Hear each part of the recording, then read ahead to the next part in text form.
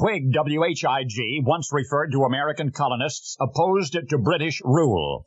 The American political party of the same name was a product of the middle 1830s.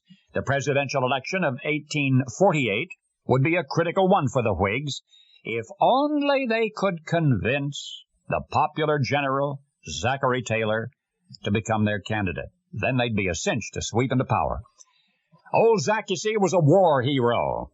Even though many Whigs had vociferously protested the Mexican War, in which the general had been so heroic, most party members agreed that his candidacy would be essential to a Whig victory in 1848. Number of reasons.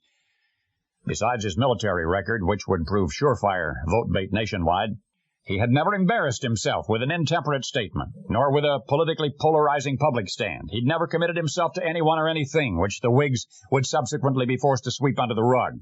Significant, too, was the Whigs' lopsided strength in the North, complemented by Zach Taylor's status as a plantation owner Southerner. It was all too perfect. Too perfect. For indeed there was a small chink in the armor of this mostly exemplary warrior, something which could conceivably be used against him in the no-holds-barred course of a presidential campaign. It was not a sin of commission, but it was a sin of omission. There was something Zach Taylor really should have done by then and never quite got around to doing. Think back now, the Whig bigwigs insisted, was old Zach certain that he'd never done it? Nope, not once. Not once in his life. And old Zach thought back, said wartime had taken up most of his time. First the War of 1812, then the Indian campaigns. It was during that Mexican War that Taylor's reputation grew to heroic proportions. President Polk, recognizing old Zach as a potential political threat, began manipulating the distribution of battlefield glory. Matter of fact, when it came time to take Mexico City, the president ordered Taylor to remain in northern Mexico while General Scott marched off to capture the prize. But it was too late to unsell the American public on Zachary Taylor. Early in 1847, he won a brilliant and decisive victory over the forces of Santa Anna at Buena Vista.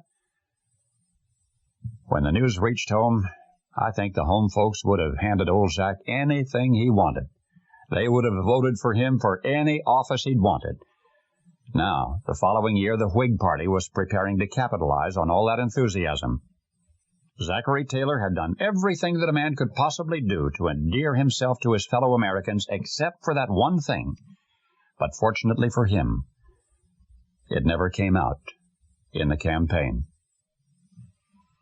The truth was he'd never had any interest in doing it. Of course, it was not always convenient. Yet even when he had the opportunity to do it, he never did it. Let the records show that in 1848, the distinguished General Zachary Taylor, at the age of 63, finally did it. And by the way, he became president also. Our only chief executive who had never, ever voted before for anybody or anything. He voted for the first time in his life for himself. And now you know the rest of the story.